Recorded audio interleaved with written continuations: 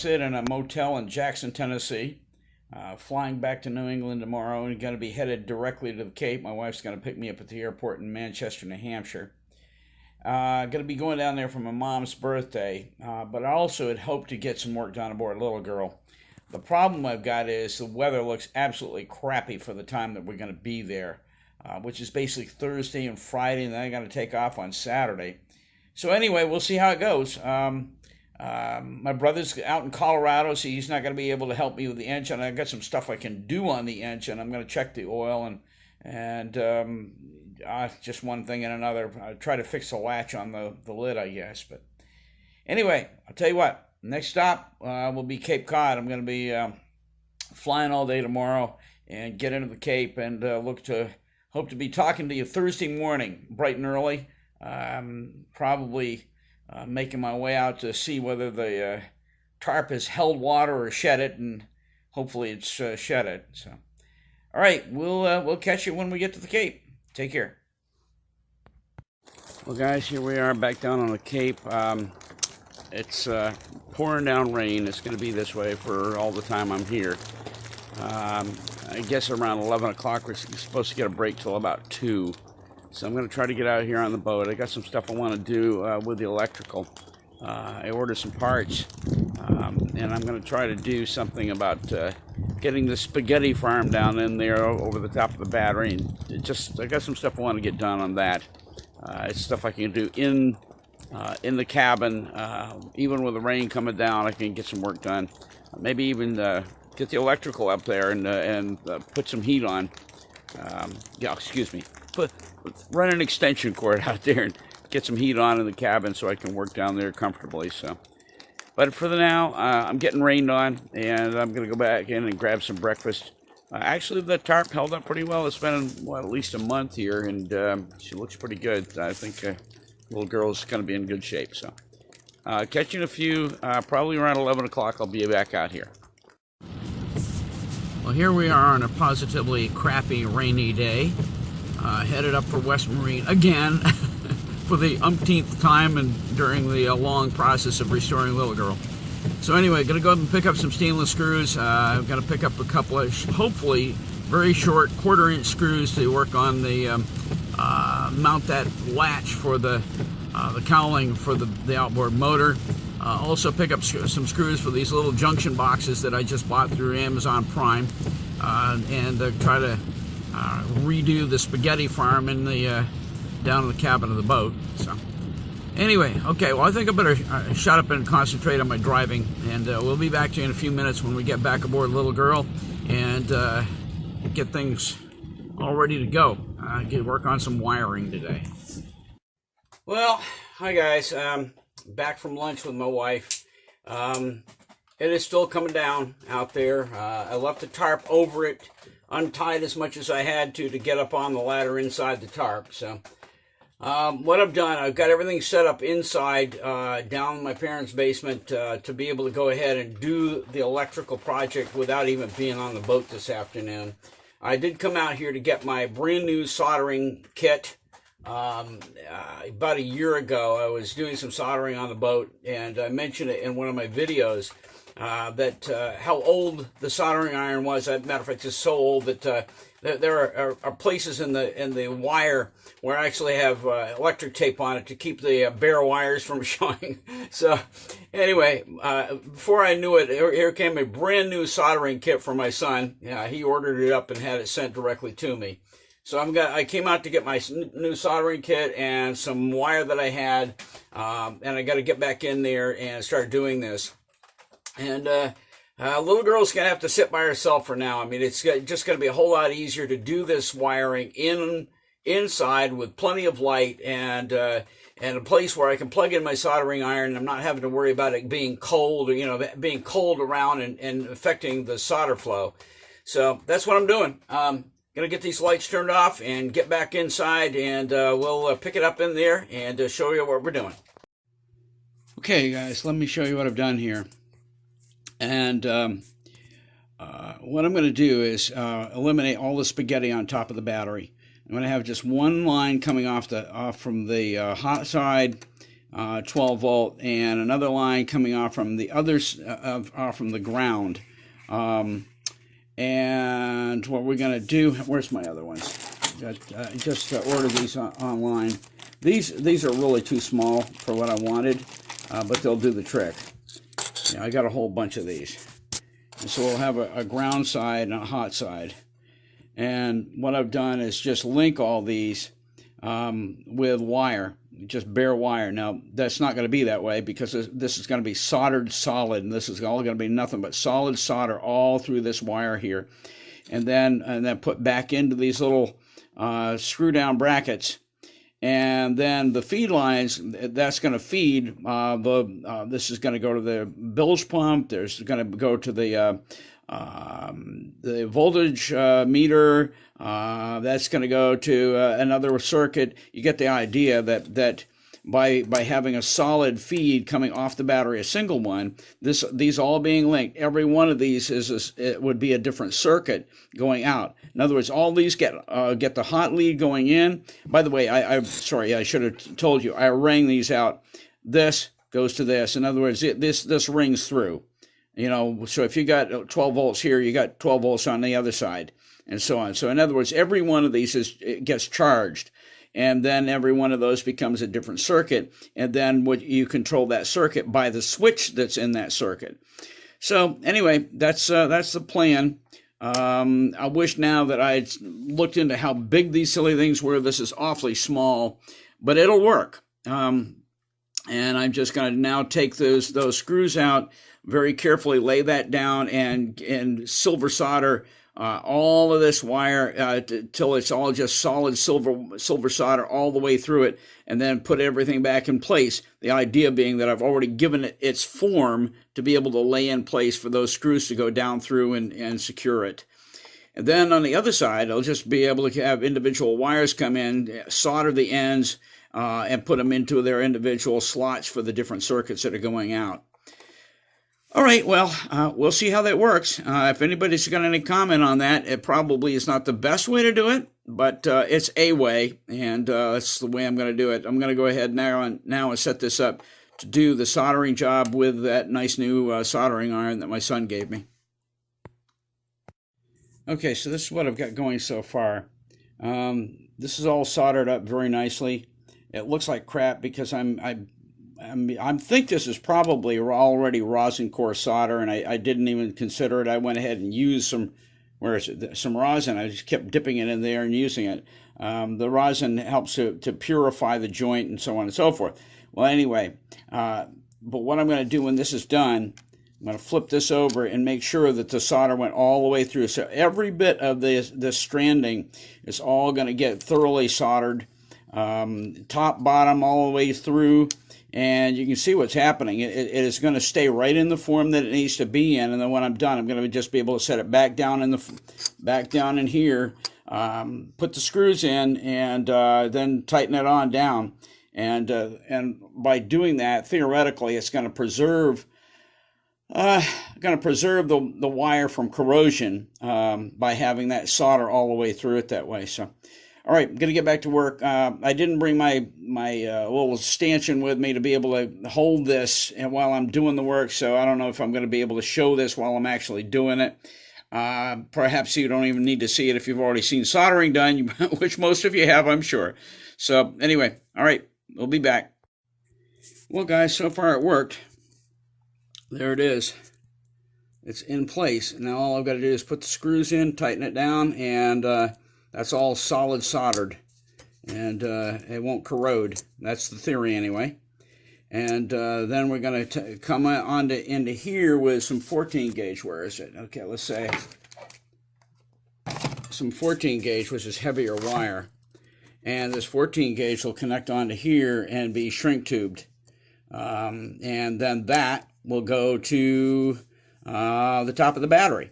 And then all of a sudden, you've got not just one circuit, or a whole. Instead of having 5 wires on top of the battery, you got 1 wire on top of the battery, and the 5 wires are coming off from each individual circuit. That's the theory, and I believe it's going to work. And so we're going to get those screws in, and we'll show you when we're done. Okay, so here's the test of that new little circuit board of mine. I've got the VOM, or actually multimeter if you want to call it, in the original input over here, kind of jammed down in there. And then each one of these circuits, because of the way this flows along the bottom, each one of these circuits should be able to get the same amount and ring through. This is where you check out the continuity between segments of the circuit to make sure that the flow, there is current flow between all segments. So here we go. Okay, that's the furthest point away.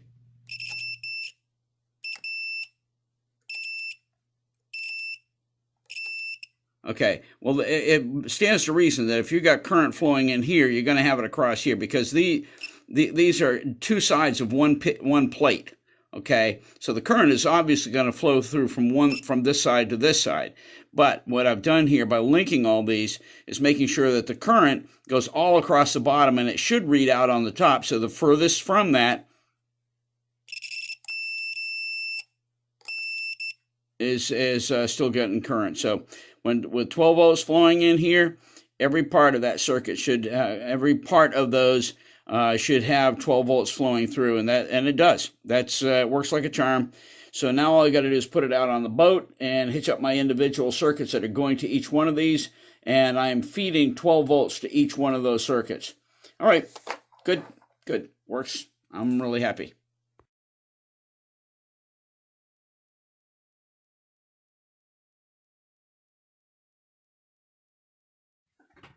Well, guys, here's a spaghetti farm. I'm out on the boat. I don't even know what time it is. What time is it? About 6:15. Yeah, 6:15, I think. Anyway, so there's that grounding strip that's been here forever. We'll probably continue to use that, although I'm going to arrange something to protect it against some hot leads and so forth. But anyway. But all this is going to get channeled into this new, the new blocks that I have. And got a lot of stuff to redo this morning, rewire. And that'll be fun. I brought all the equipment out. First thing I'm going to do is unattach everything that's on here and then start reattaching things with the new blocks. And I don't know where I'm going to put those just yet. I may put them on this block below. Move this down maybe. I don't know. One way or the other. I think they're all going to mount right here on this block. Since it's already there, it's going to be an easy thing to just screw those home. All right. Well, I got work ahead, so I'm going to shut this off and kind of look at where I'm at with this. Figure out what I'm going to do and how I'm going to mount things. Hi guys, well, we're back from doing a dump run for my folks, and it's 11 o'clock. My brother and his wife are coming down, but in the meantime, I'm going to try to get some more work done on the electrical here. It's just continuing to pour down rain. I'm not going to quit till 3 o'clock this afternoon, so just going to get to work, see what we can get done. I'll get this thing turned around, get everything set up, and then I'll pull you back in on this. Okay, so this is what we got going. After all that work that I did yesterday, I've decided not to even use it. What I'm going to do, I'm going directly onto the battery top. For instance, I've already done this brown wire right here. I don't know if you can see that one right there.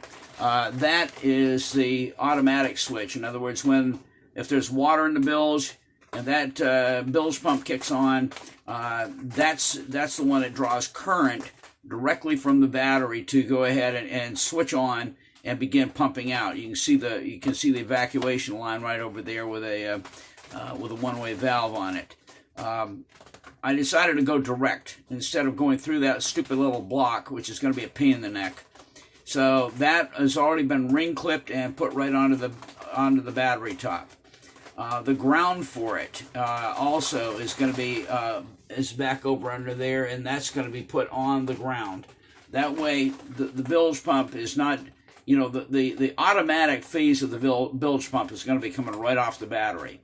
On the other hand, this brown and white wire right here is going to go ahead and tie into the wire that I've got coming from my my automatic shutoff switch. Well, this is the override switch right here, and I've got a wire running all the way down from that switch down into here, and it's going to tie into that brown line right there, and that way that one stays that way, because this whole panel, which includes wiring that goes over to the override switch, all is fed from one line coming off the battery down here. Anyway, basically, after cleaning everything up, I realized that this is not all that complicated, and in some ways it's neater than having to run another batch of spaghetti over to a secondary block. I am going to use that for some wiring that's back up underneath over here, because I've got, I think, 3 or 4 wires that all came together, and I'm not going to show it. Well, no, I'm not going to show it to you. It's a mess in there. And they're all put together with one of those twist nuts. I don't think so. That's a really bad way to do things. So that is, I'm going to use one of that little block that I built last night. I'm going to use it on that, and that will work well for that. And that way it won't be put together with a twist knot. That's it for now. I got to get inside. I've got to get an email out to, I got this brother in Christ that his mom just died, and I'm going to get a word out to the church to be praying for him. So, all right, guys, I'll be back out here. It's raining and raining and raining and raining, and I'll be back. Okay, guys, this was on the ground side. It's been on there forever. It was loose as a goose. I started messing around with it, trying to take this nut off to put another ring mount on, and this is all rusted all to pieces to begin with. So I just took this right off, and guess what? From now on, this is exactly how we're going to do. See that you can see the wing nut, the big heavy wing nut right here that anchors down the all the 12-volt leads. Well, from now on, I'm going to go get me a nice big heavy wing nut and go right down on the back of that. We're going to completely eliminate that stupid old battery connector like they used to use. Well, I guess they still do in automobiles. We're not going to use that anymore. I'm going to get me a nice big wing nut and maybe a nice big washer, and just do all my ground right on the post. Not messing around with those big posts. We're going to just thread it down on, and it'll be nice and secure that way. Don't have to mess with this anymore. Okay, so here's something that should have been soldered a long time ago. This is the bilge pump override switch line.